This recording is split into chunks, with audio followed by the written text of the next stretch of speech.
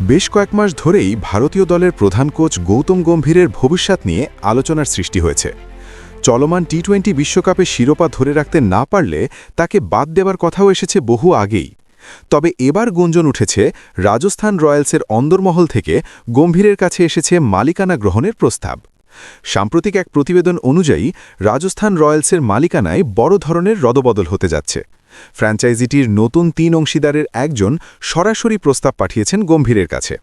শুধু মেন্টর বা পরামর্শদাতা নয়, গম্ভীরকে প্রস্তাব দেওয়া হয়েছে ফ্র্যাঞ্চাইজিটির সিইও এবং অংশীদার হওয়ার।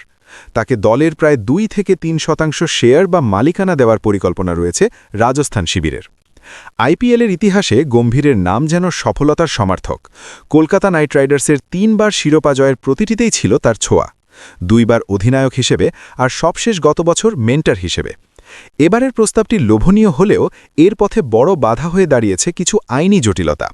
নিয়ম অনুযায়ী কোনো ব্যক্তি একই সাথে জাতীয় দলের কোচ এবং আইপিএল ফ্র্যাঞ্চাইজির কোনো লাভজনক পদে থাকতে পারেন না।